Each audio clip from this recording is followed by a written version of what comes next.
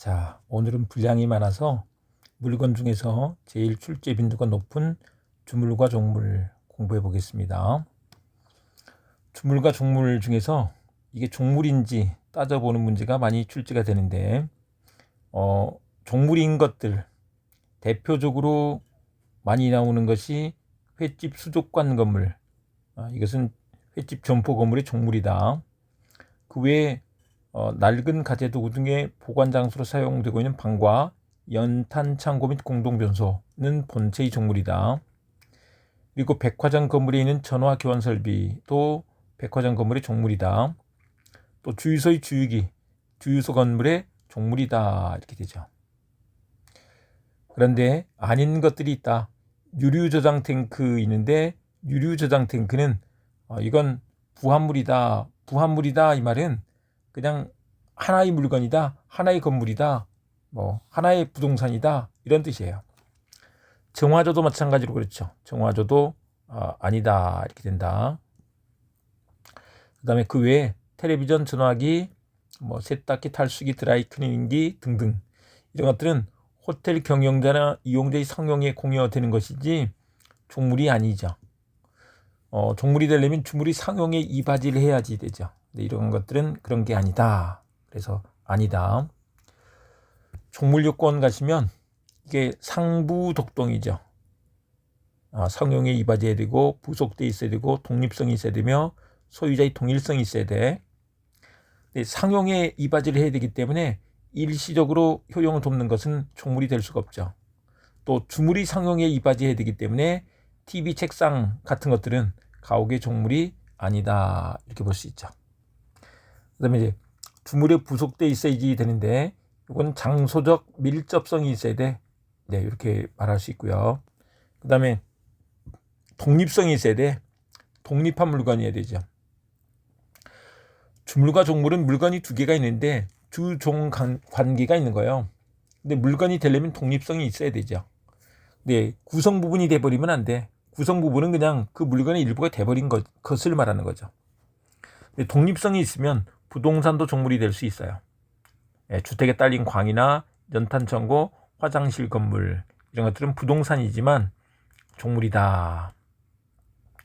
그리고 소유자가 동일해야지 되죠. 소유자의 동일성. 동일하지 않으면 안 된다 하는 것이 우리 판례인데 판례가 있다 보니까 시험 문제 많이 나왔죠. 그 다음에 종물의 효과에서 처분에 있어서 수반성이 있는데 종물은 주물의 처분에 따라가는 거죠. 그 연장선상에서 저당권의 효력이 종물에도 미쳐요. 종물에도 미친다. 그리고 이것이 종된 권리에도 유추 적용이 되는데 우리 건물의 저당권 설정을 하게 되면 그 건물을 남의 땅에 지었을 때 지상권이나 임차권 같은 게 있어야지 되죠. 건물 소유를 위해서 있는 거예요. 지상권이나 임차권 거기에도 미친다는 것이다. 우리 춘향이 향단이가 있으면 춘향이가 주인이고 향단이가 종이죠.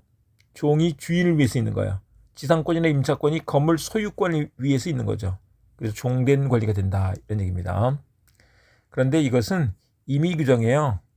그래서 주물을 처분할 때 특약으로 종물을 제외할 수도 있고 종물만 처분할 수도 있고 이렇게 되는 거죠. 이게 임의 규정성. 그다음에 종물 이론이 유추 적용이 되는데 주된 권리, 종된 권리에서 권리 상호간에 유추 적용이 되는 거죠. 근데 그게 종된 권리가 되려면 이것도 마찬가지로 주된 권리의 경제적 효용에 이바지하는 관계에 있어야 한다. 근데 원본 채권이 양도가 되면 그래서 이자 채권도 함께 양도가 되죠.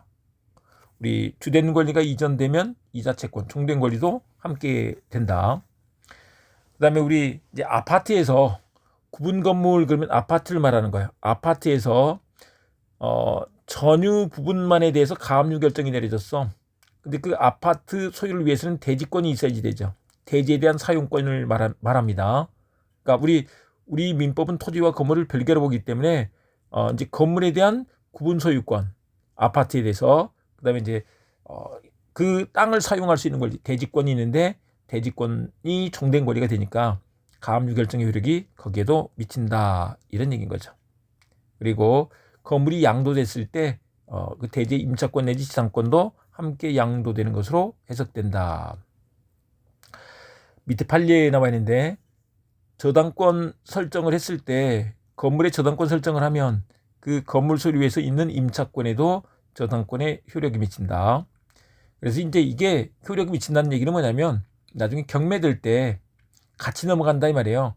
건물 소유권과 함께 경락인, 경매로 낙찰받는 사람에게 이전돼 버린다는 것이다.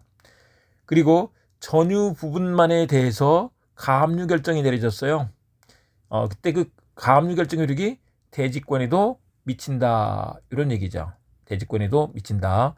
근데 이 가압류 결정은 공법상 처분이죠. 공법상 처분에도 적용된다, 않는다. 그래서 틀린 지문이 된다 이런 얘기입니다. 여기까지 하시고 뭐 다른 것들도 좀 보셔야 되는데 일단 우리 주물과 종물 요것 중심으로 공부를 했습니다. 내일부터는 이제 채권법 들어가서 또 공부해 보도록 하겠습니다.